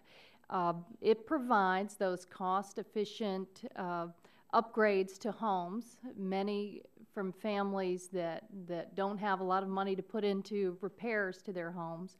And this has been going on for 34 years. And I understand that over the course of 34 years, we've helped weatherize over 6.3 million homes across America. And then in the recession, the Recovery Act provided another huge punch under weatherization. And this was smart because we were able to put people to work, especially in the construction industry where the jobs the bottom fell out of the economy, and then provide the double whammy benefit of helping put money back into the pocketbooks and the personal budgets of people all across the country. And one of the most effective partnerships I've seen is in the city of St. Petersburg in Pinellas County. In my area, it was run by the Urban League, a nonprofit that had their finger on the pulse of the folks who needed jobs, needed a little training. They were largely in construction industry and not working, hired them, and they did. Imagine the state of Florida, what it means for your air conditioning bill when you can plug the holes around the windows and doors. It saves them, it saves those families a lot of money. So Mr. Johns, how many homes have been made more efficient through the Recovery Act investment under our weatherization assistance initiative? Approximately 680,000. 680. And I believe I heard you say that the average savings to each of these families was over $430 per year. Is that right? I've heard that number. I've heard various ranges, but yes. I think everyone can appreciate those kind of savings. And Mr. Rusko, I noticed in the Government Accountability Office did a report in December 2011. You said that pursuant to the Recovery Act investment in weatherization, 13,000 jobs were created. Is that about right? That's what was reported, yes. Okay. By the GAO, reported by the GAO? It was reported by recipients to OMB. Okay, and you also made recommendations to the Department of Energy on how to make the initiative more efficient. Yes, we did. And in your testimony today, I hadn't seen this before, but you, in the Government Accountability Office testimony, you say that you reported that some grant recipients have been able to exceed their production targets because of a lower average cost of weatherizing homes and lower training and technical assistance expenses than anticipated. So that's good news.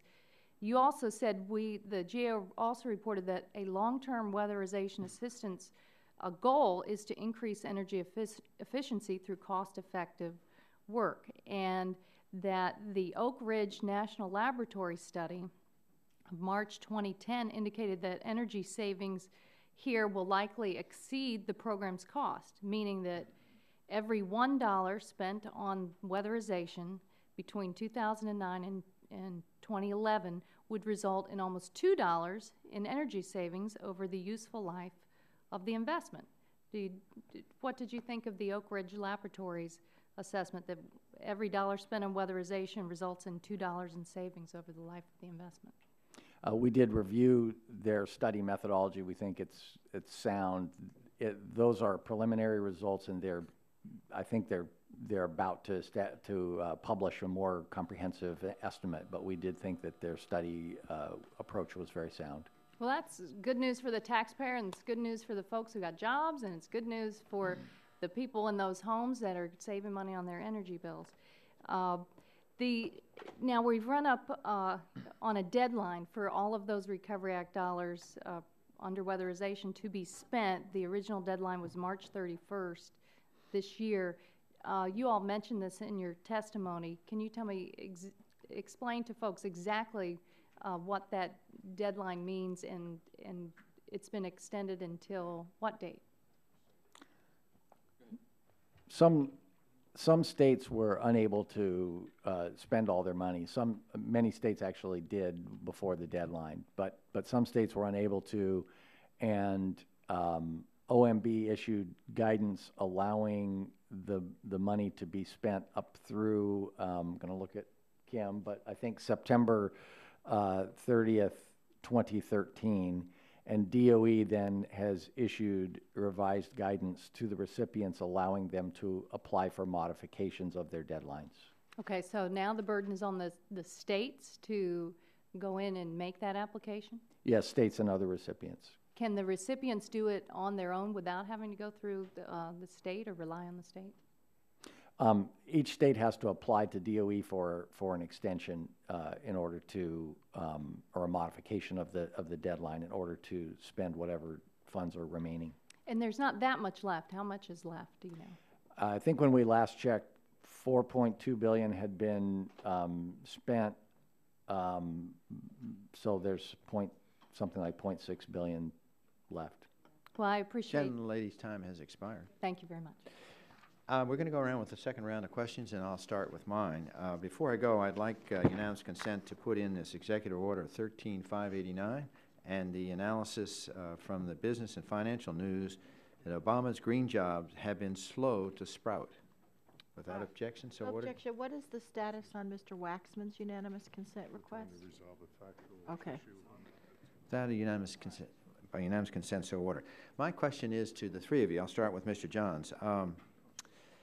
Mr. Johns, in a committee letter of March 15, 2012, the Treasury admitted that, quote, job creation is not one of the statutory requirements for eligibility, and thus it is not a factor in the consideration process with the Section 1603 Recovery Act grants to renewable energy projects. Do you recognize that statement? In other words, basically creating jobs is not one of the missions of the Department of Energy under the Section 1603. The Treasury says that that's not a big mission. Do you understand that? Sir, I've heard that comment, but I will say that that because 1603 doesn't have a direct budget impact on the Department of Energy, it's not something that I've spent particular time reviewing. I'd be happy to go back. It's true that Department of Energy, Department of Treasury administers the 1603 program with technical support from the Department of Energy. Isn't that true? And so when they come and say that under statutory requirements, job creation is not a consideration process. I think that's an important fact. Nevertheless, when Secretary Chu was before us, and he was asked questions about this 1603 tax grant program, he says that it's created tens of thousands of jobs in industries such as wind and solar, and he was under oath. Do you remember him saying that? I do remember him saying that. Okay. Do you think that's true? I don't have any other basis to judge other than... We had no way to determine if what he was saying was true. However, recently, there was a released report on Friday, April 6, 2012, from the National Renewable Energy Laboratories, quote, preliminary analysis of the jobs and economic impact of the 1603 program. Are you aware of that I'm report? aware of the study. Okay. So we have Secretary Chu saying tens of thousands of new jobs. This report comes out in April talking about it. And DOE didn't, in fact, it went on to say that DOE did not provide any data. There was no data to back up Secretary Chu's claim of tens of thousands of jobs.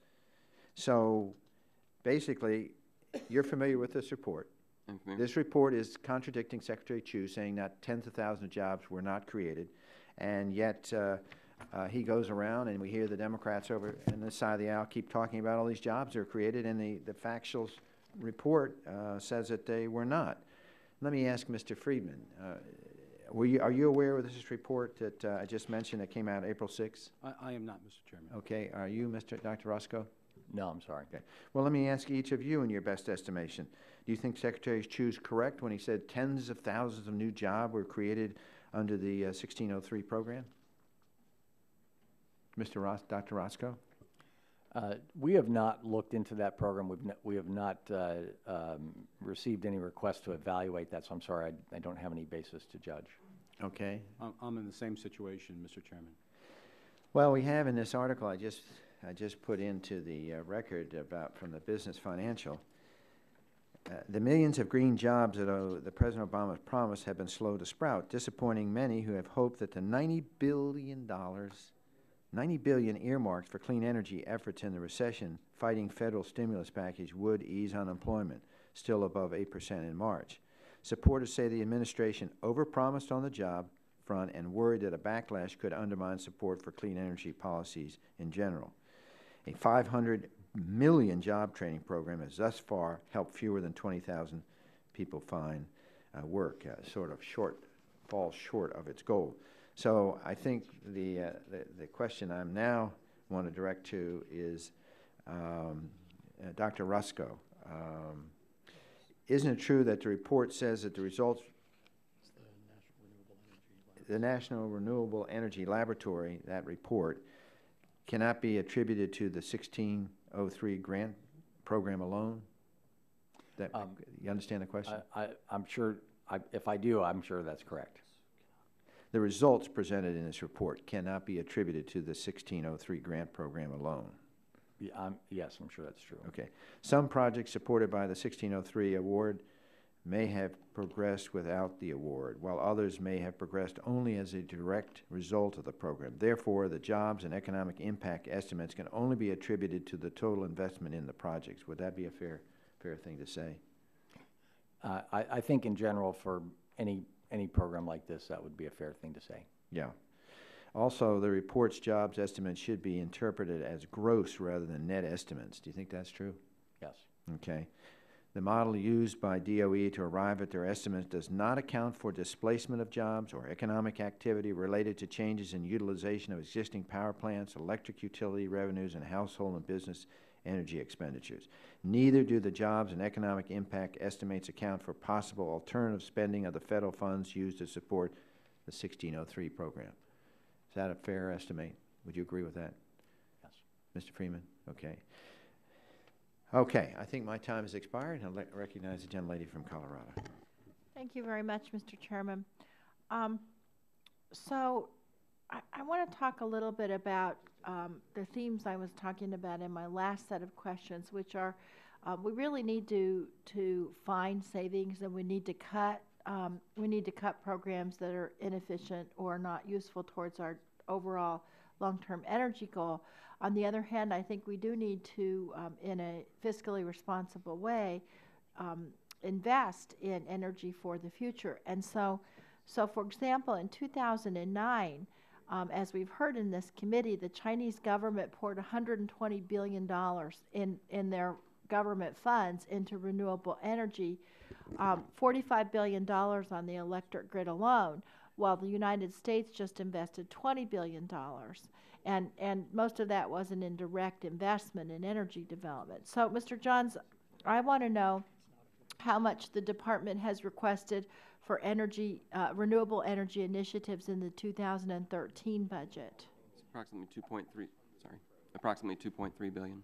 And that 2.3 billion includes a 29.1% increase in funding for the Office of Energy Efficiency and Renewable Energy. Is that right? That's correct. Now, what do you intend to do with these additional funds?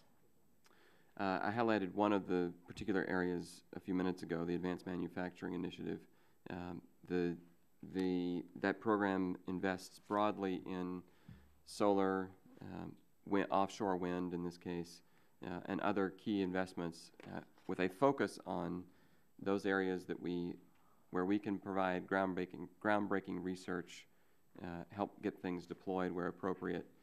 We've reduced, to your point earlier about reducing spending, we've reduced spending in those areas where we think there's no more real government gain to be made by where you've got established industries that are going forward without Exactly right. the government support. Onshore wind, some of the hydro programs, this kind of thing, where we're making shifts in our investment, where we're reducing funding in those areas that are more mature, reducing funding in some of the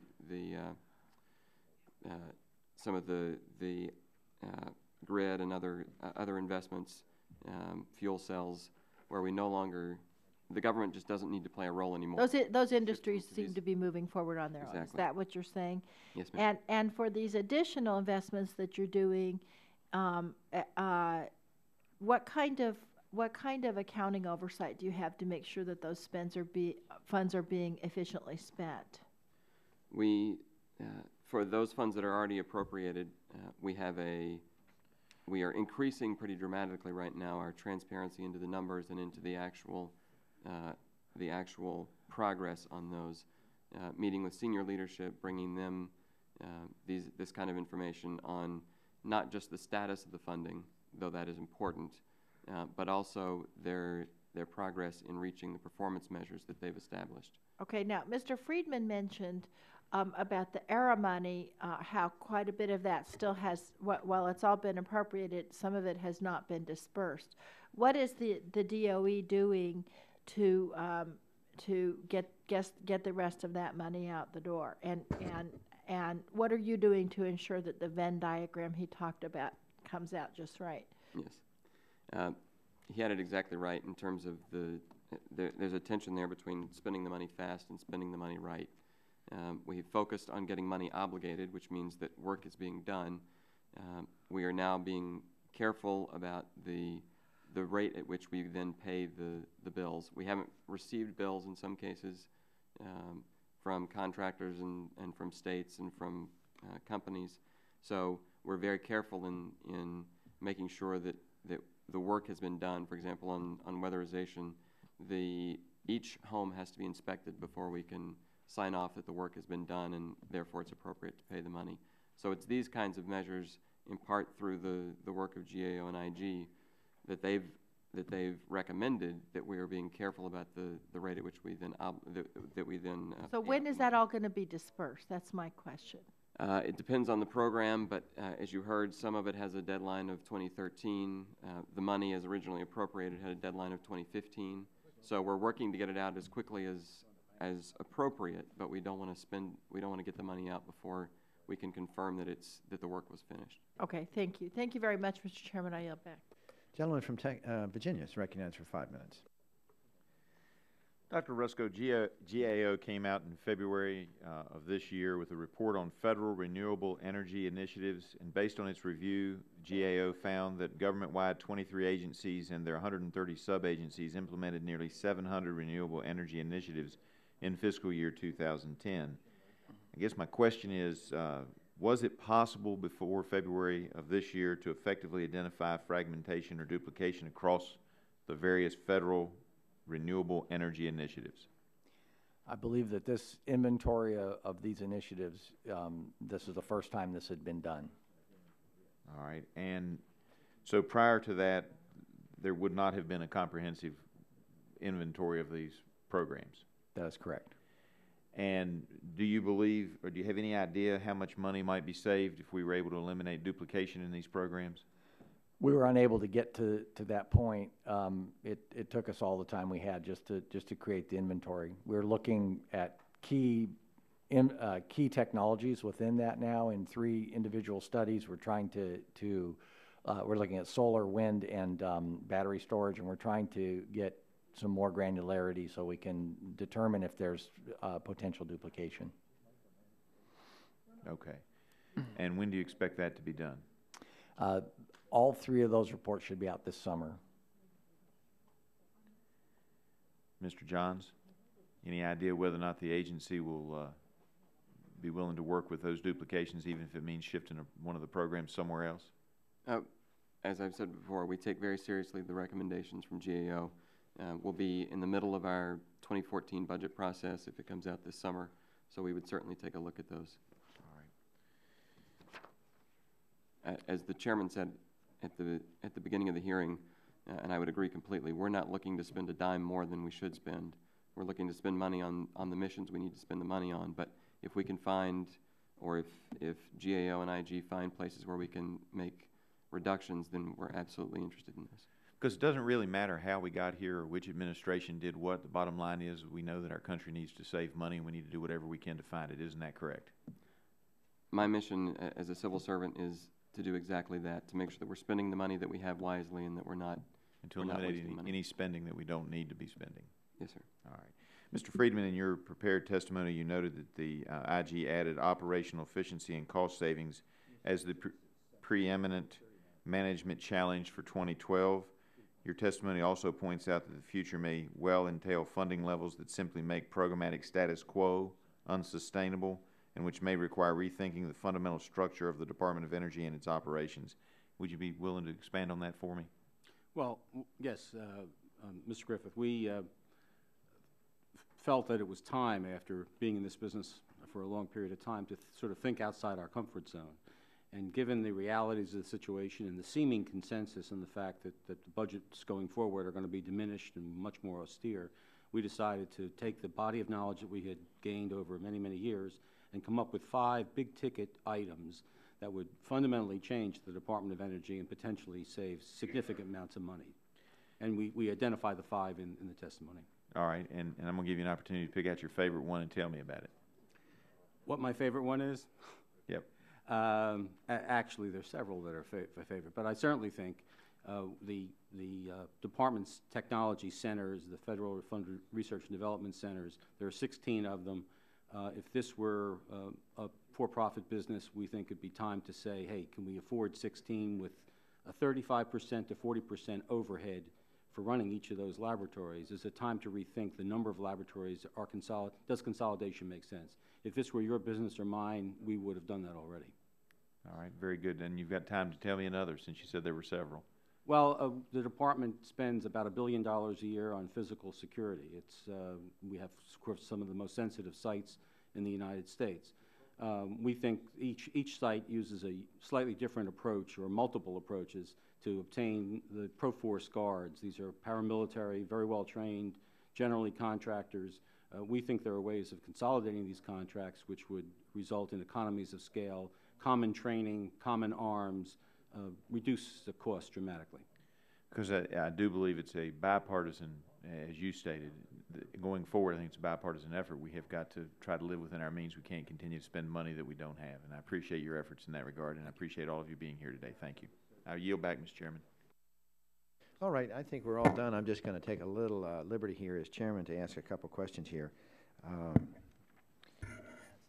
And I want to talk to the ATVM loans. When I say a 30% subsidy rate, do you understand what I mean by that? Okay. To date, DOE has closed 5 loans totaling $8.4 billion on the ATVM loan, which is the Tesla and the Fisker, those kinds of automobile subsidies.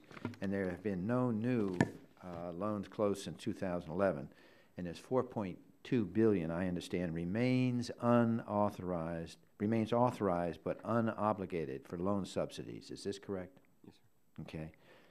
Is that possible you could give this money back to the taxpayers? The loan program is currently reviewing multiple applications. I don't know the status of those individual applications right now. Certainly money that's not needed would be given back to the Treasury, but it's not something that I can speak on. Since $3.3 billion has been obligated for ATVM loan subsidies on $8.4 billion of loans, this is a subsidy rate of 39%. Is that correct? Take my word for it, it's correct. How do you explain an actual subsidy rate of 39% when 30% was established for the program in the beginning? You're the budget director. Why? I don't have an answer for you. Okay, all right. Dr. Rusko, in your testimony, you noted that at the time of GAO's review, DOE could not be assured that projects would be delivered as agreed. Can you explain what you meant by that? With respect, yes, with respect to the ATVM, yes, we felt that well, according to the program guidance, they were to have technical engineering expertise on the ground at the time that the loan amounts were dispersed for keeping track of key milestones, technological milestones, and making sure that the companies receiving the loans were meeting those milestones before further disbursements were made. And at the time that we reported, the program had not acquired that expertise, and we felt so basically in some the DOE cases had not established sufficient performance measures so that you could assess the program.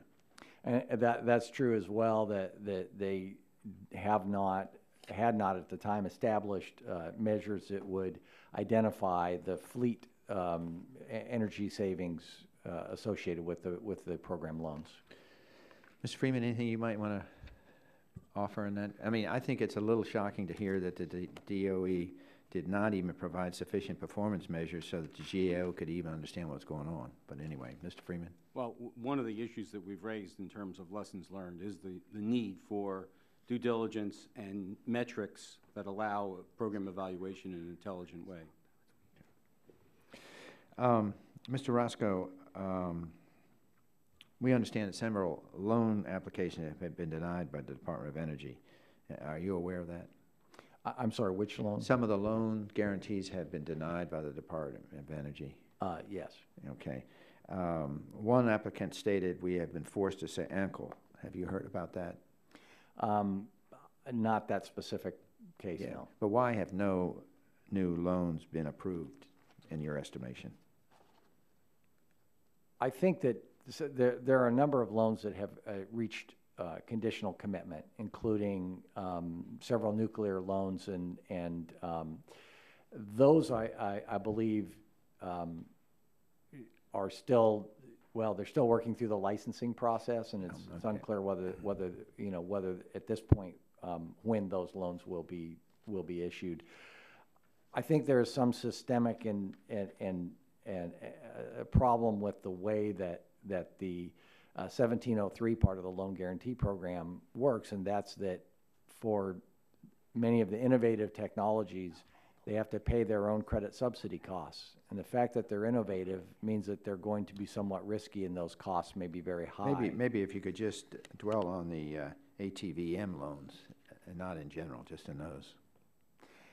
Yes, since we looked at that, I'm unaware of the status of ongoing loan applications. I know there are some that are being considered. Would it be fair to say that since they're not approving any new loan applications, they have $4.2 billion of unused budget authority for this program? Is it possible some of this money could be returned to the Treasury and we could help to balance the budget with it?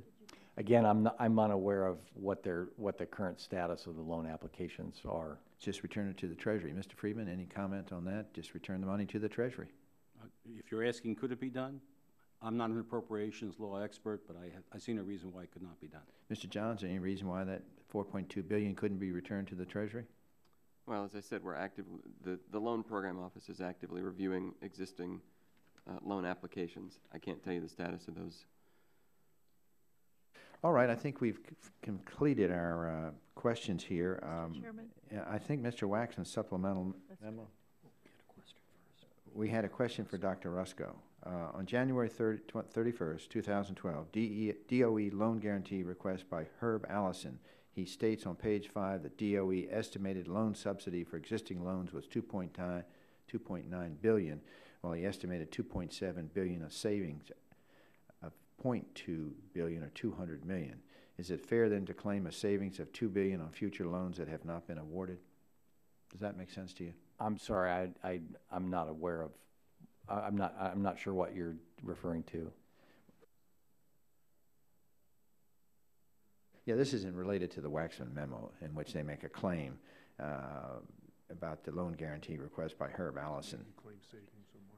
Can I guess the question is, they're claiming savings of money. Can you verify, corroborate this savings? I'm sorry, I'd have to look at that and get back to you.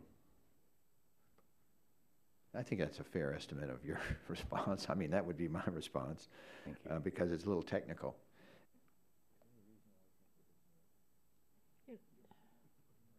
Yeah, unanimous consent is going to order. I'm just going to put it in the record. How do you feel about that? I feel excellent Good. about it. Thank you, I agree Mr. with that. Chairman. Okay. Just in closing, Mr. Johns, can you report to us now on the number of vehicles in the DOE's inventory, following up on the Chairman Barton's request in which he asked you to define it precisely down to the 4 wheels? That's a different question. I can't tell you number of wheels, but I'm just sort of making trying to be the light on this. Yes, sir. The current number in the fleet is 15,108 vehicles, as he suggested, 15,000. The target for 2013 is 9,484, reflecting a reduction over time of the number. I would want to point out, though, that this is not just the cars that are sitting in the parking lot. This counts all of our vehicles, to include the trucks that we use to transfer nuclear material from one place to another, the bucket trucks that we use for the grid, this kind of thing. So some of these are highly technical and highly specific vehicles. It's not just a matter of everyone in DOE gets a car. I assure you I have not been given a car by the department. Yeah, because there's 15,000 employees and you got 15,000 cars. It would appear that everybody has a car, but you're saying there's extrapolatory evidence here that they're using cars for things that are project-oriented and not used for personal use. And these are also cars that are available at the labs, so this is also being used by the contractors as well. So this is 15,000 vehicles for that total number, 115,000 people. Again, as I said, 115,000 people, not the contractors. You mean just the employees? It includes the contractors. So the 100,000 in contractors would also get access to a DOE car? Because this is not just cars.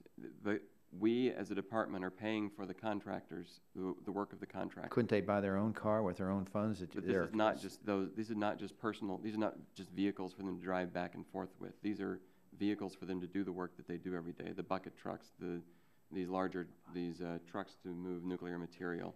Well, the more I listen to you, I get a little more concerned, because you said you have roughly 15,000 vehicles, and you're saying that the contractors, which is 100,000, get access to these. That's a little disturbing, because DOE should control the cars under the DOE budget, and you should not let private contractors have access to government property. These are private companies. Why would they get access to private companies to use their vehicles?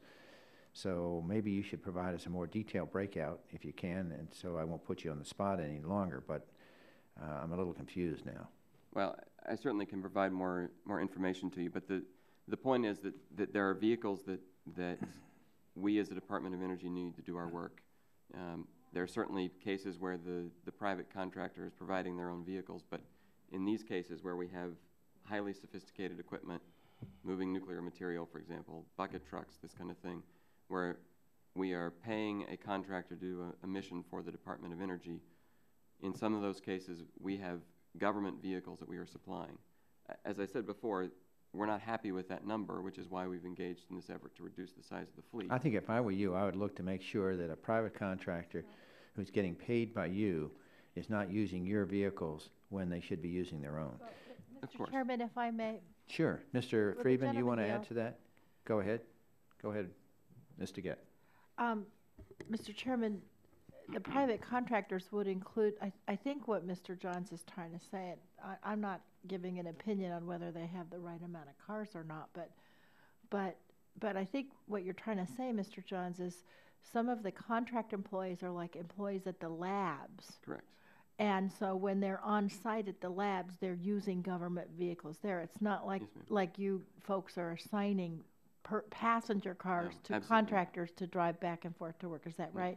That is correct. I think what would be really helpful, since the chairman and Mr. Barton are both very concerned about the number of vehicles, and me too, is if you guys could give us a breakdown of the types of vehicles, passenger cars versus these other types of vehicles, and where they're cited, and what your plan is for reducing the number of vehicles, so we can, so instead of using this like a sound bite, 15,000 employees, 15,000 cars, we can actually see what these vehicles are, who's using them, and what the reduction plan is. Thank you.